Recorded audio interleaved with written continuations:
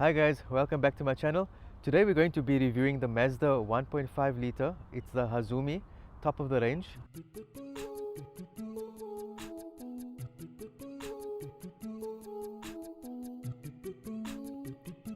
It comes in the hotly contested market together with the Peugeot 208. You got the Honda Fit and you've got the Renault CLIO V. So to put this into perspective, this is the top of the range Mazda, and you can get this car at 390,000. And if you compare it to the CLIO V, it is 365,000 for the top of the range. The Honda Fit Executive, you're looking at about 402,000. So it is in a similar range. Let's see what the Mazda has to offer us in this category. So let's start off with our exterior.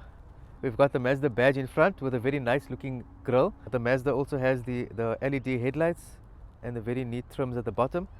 And on the side we've got 16-inch alloy wheels. The side mirrors are electronically foldable, so as soon as you lock the car, it does fold automatically, and it does have smart lock and smart entry. So as you walk past the car, it does lock automatically, and to enter you just press this button and then it unlocks, and you can see the mirrors did unfold.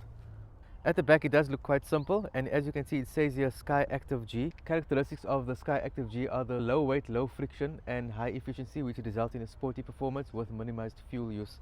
The boot is quite small, as you'd expect in a hatchback. They actually try to keep the boot a bit smaller so you can have a bit more space in the interior, but we'll see that when we get inside. The Mazda does come with the shark fin on top, which enhances the sporty look. At the back of this Mazda 2, you don't have a lot going on. It's quite simple. So you got the electric windows. You don't really have much space. You do have these pouches, which are quite nice. And then on this side, you can see you can't push this down, so there's no cup holders. And if you look at the design of the back seats, it's partial leather and cloth. From my perspective, the positioning of the cloth could have been maybe a bit better to enhance the comfort of the car. In terms of knee room and leg room, okay, here the passenger does sit quite forward, so the knee room, I'd say it's average knee room, and head it's okay, it's actually a bit tight. So if you're about 1.8, you might have a problem, maybe your head would be touching the ceiling. Other than that, it's just neat and simple at the back. No USB ports, there's no cup holders. So for the passengers in the rear, it is quite basic. There's no air vents as well. Then in the front, we do have the multi-function steering wheel with the audio controls, and it has cruise control. It is a comfortable steering wheel, but there are other more comfortable steering wheels in this segment. The dashboard is okay. It's very basic. It's got what you need. There's no dynamics or customization happening there. Here's a 7-inch infotainment system. If you click on the applications, you'll see it does have Apple CarPlay and Android Auto. There is no phone connected, but I have connected my phone and it really works seamlessly. Guys, one thing I love about this Mazda is the MZD Connect system. So this center circle knob is the commander dial, and this is what controls your whole infotainment system. You can enter anything, navigation, settings, so it's very easy. You got this knob here, and then to put it on mute, you actually just push this down, and you've also got the volume controls on the steering wheel as well. So you got a double control for the infotainment system, which makes it that much easier to use and very user friendly. And you can see the air vents, the silver around it, matches very nicely with the silver trim going around the middle of the car, which really looks stunning. And if you look towards the bottom here, you'll see your aircon controls. It does have automatic climate control. There is no dual zone climate control, and it's actually got a CD player. So yeah, let me know in the comments below if you do still have CDs and you make use of it. There's 2 USB ports here. You can actually put 2 SD cards, and then here's an aux cable can go in here. The one thing that is not very nice here, it does have wireless charging, but I could not charge my phone because it can't actually fit here. So if you see there, it actually can't fit, so that's a bit of a problem, because I know the phones nowadays are quite on the larger size. So do you have a phone that can fit in here? I don't. So if you do, comment below and let me know how the wireless charging works. So again, you got here a leather knob, and to control here the modes, you got normal, you press down, and you press up for sport mode. And yeah, the reason you could have bottle holders here is because there is no armrest. If you could choose between the bottle holders and the armrest, what would you choose? I'm not really sure what I would choose.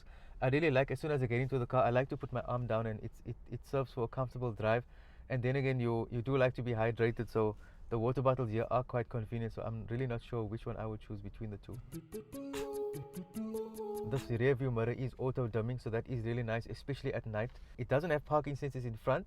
It does have rear parking sensors, and it also has something called rear cross traffic alert. Now that's very nice, because while you're driving, it does show hazards here if there's someone crossing behind you or if there's a car approaching, and that basically works the same like your blind spot monitoring. So In your side mirror, you do see those orange cars light up if someone's in your blind spot, and those same icons light up if someone is in your rear. I found that feature really quite handy, especially when you're coming out of your driveway and you're going backwards and it's very difficult to see sometimes. As soon as you hear that noise, you just hit the brakes, because a lot of the time you have pedestrians walking and you don't have sight of them. So this feature does really come in handy. And other features include, it has auto headlamps. It does have a heads-up display which pops up like that. It actually looks quite cool. And then when you switch the car off, it just goes back again. Safety features in the car include airbags. It does have curtain airbags, which are always great because it comes along the side here and serving as a curtain. So if you do hit this way, you are safe. It does have cruise control. It has dynamic stability control, reverse camera, front rain sensing wipers. A great thing about buying a Mazda is it comes with a 3-year unlimited factory warranty. For those of you who own Mazdas, how has your experience been, and what do you enjoy most about your Mazda, and which one do you have? Comment below. Immediately when you start driving this Mazda 1.5 liter, you can already feel that it is very, very smooth.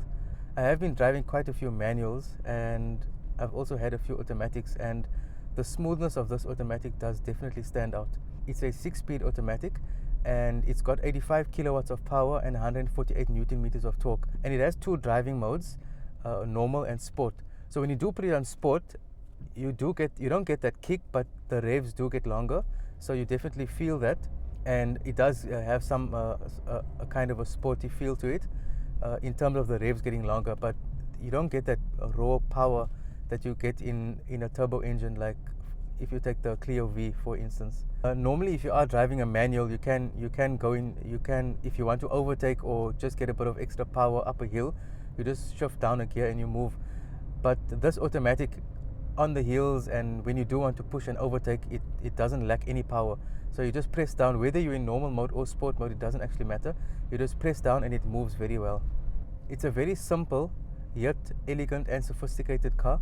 The only drawback I would say in this car is probably the price. You can get the entry level for 290,000. The only feature that does stand out in this car that you normally get on very top end cars is the blind spot monitoring and the rear traffic alert. Another thing that I really liked about this Mazda Hazumi, you have the heads-up display, and when you're using the navigator, so basically if you do put in a destination, then besides seeing the speed limit on the heads-up display and the speed, it actually shows you your directions. So it'll tell you turn right in 500 meters or wherever you're going. So it is voice activated. It'll tell you via voice, and then you can see it in your heads-up display. You can comfortably look past it, but yet again, you can comfortably see it if you do wish to. The way this heads-up display integrates with the infotainment system, it's a small touch, but it's very effective, because that split second that you need to, if you want to see where you're going, the split second you use to actually look at the navigator, you can actually avoid that. Overall, in summary, my thoughts on the Mazda 1.5 liter is it's very simple to use. It's a user-friendly car. The integration of the car is good. The extra touches here and there, it's very nice. It's the automatic is smooth. The gear changes of this automatic 6-speed, it works well with the drive. It doesn't impact, you don't feel it too much. It just feels that if you're paying 390,000, the car just feels too simple for the price. Yeah, what are your thoughts of 390,000 for the Mazda?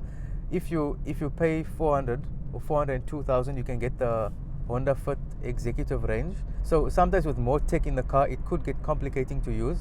Do you like the fact that the Mazda it's very simple and easy? It has a little bit of tech here and there, very handy and practical. Do you like the simplicity of the Mazda at the price point of 390,000? Please comment below on your thoughts. Like this video and subscribe to the channel if you haven't already. Share the video with your friends and family. You can follow me on Instagram. The name of the profile is situated here, and I've also got the link down below in the description. Thanks again for watching, and I'll see you in the next video.